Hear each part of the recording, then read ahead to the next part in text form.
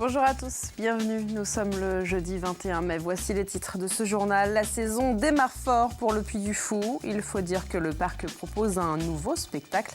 À l'heure de l'inauguration des Amoureux de Verdun, le site a déjà pourtant le regard tourné vers les très nombreux autres projets, vous l'entendrez.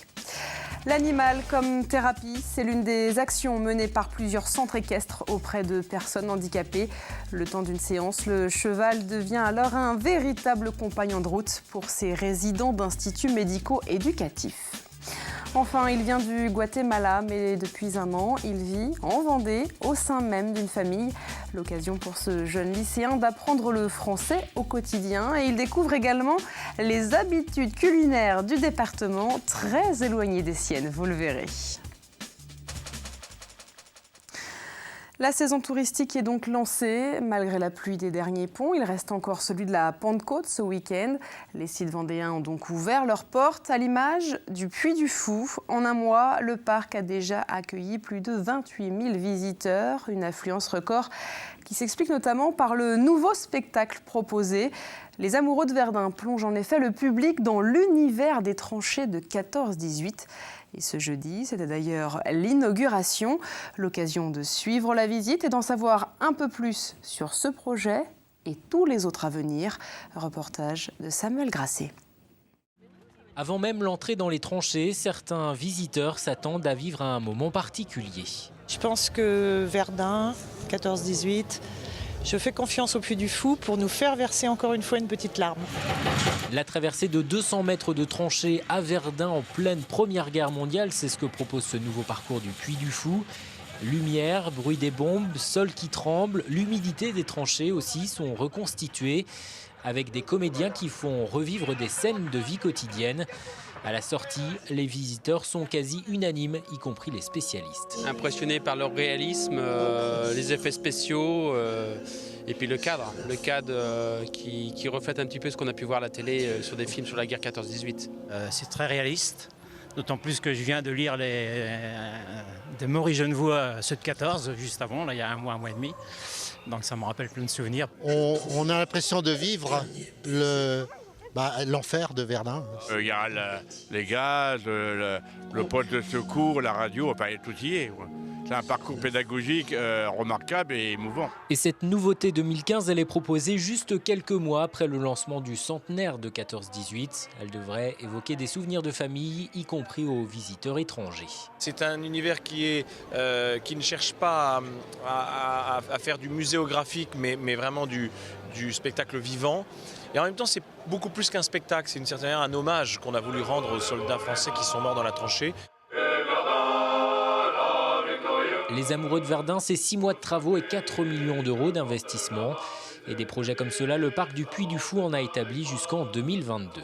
Déjà au rendez-vous l'année prochaine, un très gros projet, le plus gros projet que le Puy du Fou n'a jamais porté, qui est situé juste à côté. Vraiment un projet immense dont je tairai le nom, parce qu'en fait on en parlera plus tard. Et également se profile à l'horizon un très bel hôtel, un nouvel hôtel sur le thème médiéval en 2017. Ce n'est pas encore officiel, mais l'une des prochaines nouveautés glissées par Philippe de Villiers, c'est la création d'un spectacle autour du général Charette. Cette information à présent pour tous ceux qui envisagent de prendre le train demain. Une nouvelle grève est annoncée. 4 TER sur 10 ne circuleront pas. Les syndicats manifestent pour demander plus de contrôleurs. En France, de nombreux logements ont besoin d'être rénovés. L'objectif est évidemment de permettre des gains d'énergie. Un plan de rénovation énergétique a donc été lancé par le gouvernement. Il va générer près de 6 000 emplois en France. En effet, le gouvernement souhaite rénover 500 000 logements par an. En Vendée, des actions sont également menées. Elles ont été présentées mardi. 700 logements sociaux vont donc bénéficier de travaux. Mais le plan prévoit également un soutien aux ménages qui souhaiteraient effectuer des rénovations. Le crédit d'impôt ou encore le prêt à taux zéro vont donc être simplifiés pour être davantage accessibles aux ressources modestes. On écoute le préfet.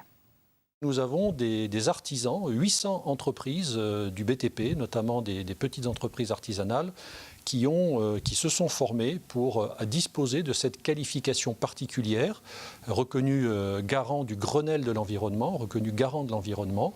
C'est un label, une capacité professionnelle qui garantit aux personnes qui ont recours à ces entreprises de disposer d'une offre de services et d'une qualité professionnelle absolument reconnue et garante des bons résultats qui en seront tirés. La thérapie par l'animal n'est plus approuvée. Elle se développe d'ailleurs de plus en plus.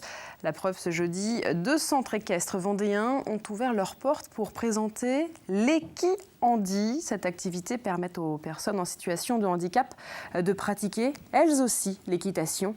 Alix Lanos a suivi l'une des séances hebdomadaires sur le site de la Boissière des Landes. Son dos ? Il est où son dos ?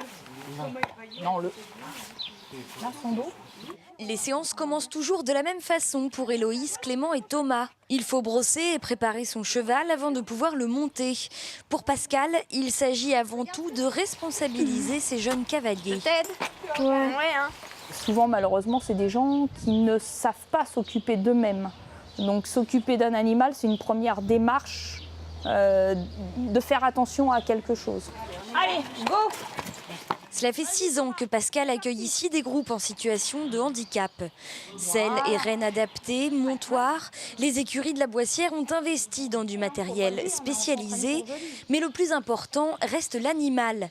Des rapports francs, directs, sans jugement, font de lui un compagnon de travail idéal.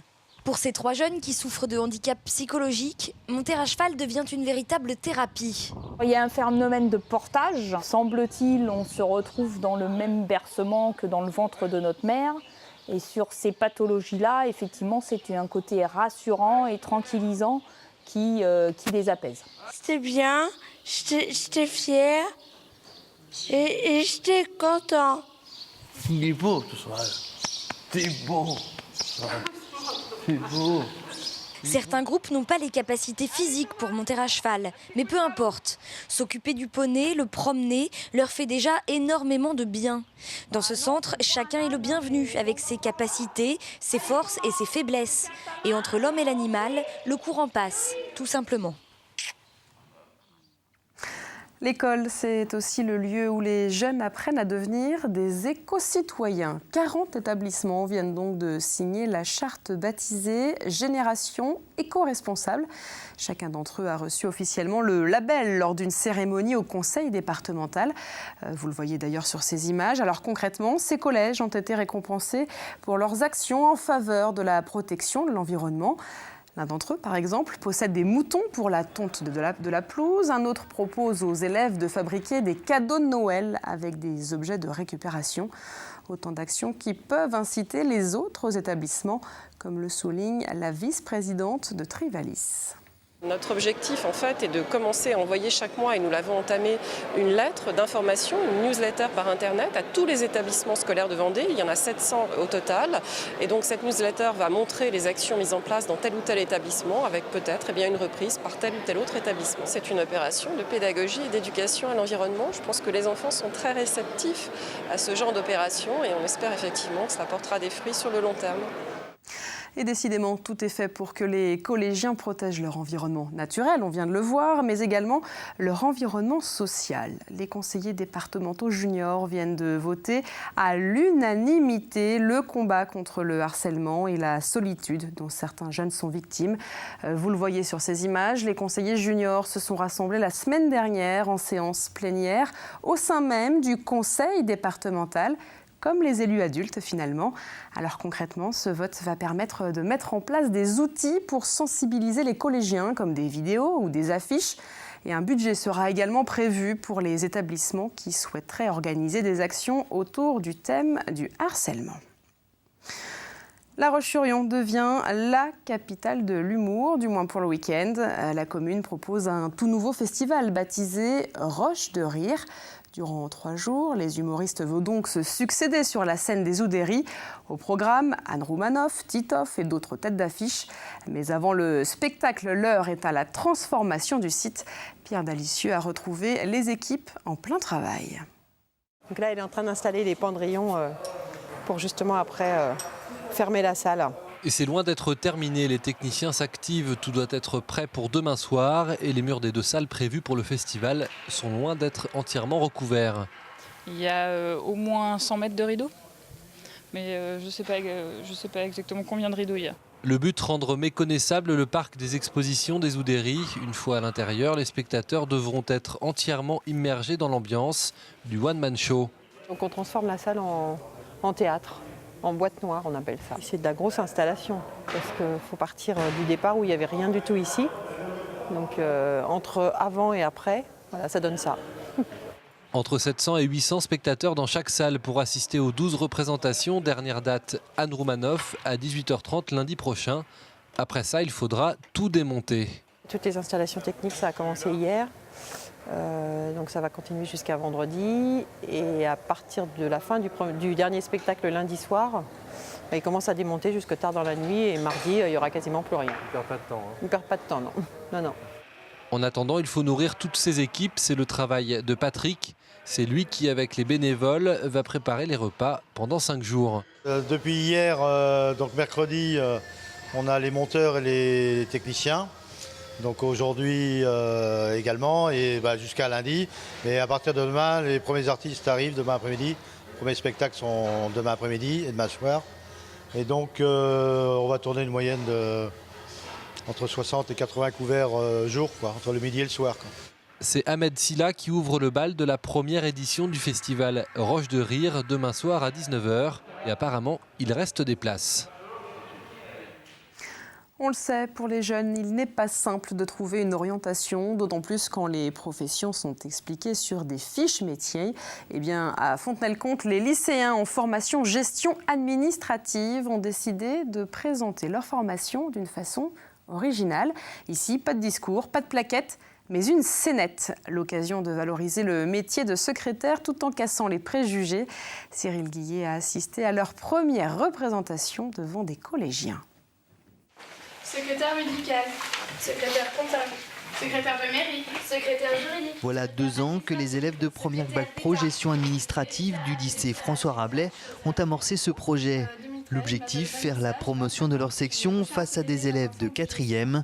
Une idée originale qui a pris la forme d'une scénette drôle et percutante qui vient faire tomber clichés et idées reçues sur le métier de secrétaire.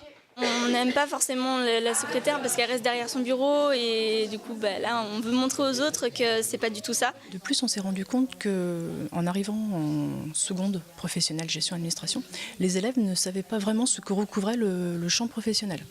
Du coup on s'est interrogé en essayant de comprendre comment on pourrait les amener à définir leur métier et ensuite à le transmettre l'envie à d'autres élèves d'intégrer notre section. Sandrine Cabala, Anne-Sophie Domanque et Anne Bouston ont fait appel à Jérôme Aubineau, conteur professionnel, pour les aider dans leur démarche. Et à première vue, le démarrage a suscité quelques appréhensions. C'est vrai qu'on n'était pas emballés. On n'était pas emballés du tout. On trouvait ça, franchement, on trouvait ça nul. Et en fait, à force de travail, avec les recherches qu'on a fait et tout, ça nous a vraiment emballés au bout d'un moment. Et c'est vrai qu'on y a mis tout notre cœur et ça nous a permis de nous rapprocher aussi dans la classe. Inscrite dans le cadre des ateliers artistiques, cette présentation a nécessité un travail de recherche conséquent sur ce qu'est le métier de secrétaire et son évolution. C'est vrai qu'au départ, je sentais un public qui ne savait pas trop où il allait. Réfléchir sur le métier de secrétaire, on n'a rien à dire, c'est pas intéressant. Puis déjà, d'aller questionner dans leur entourage, faire du micro-trottoir sur ce qu'est la secrétaire, se dire pourquoi on a envie de faire ce métier, pourquoi on fait cette formation.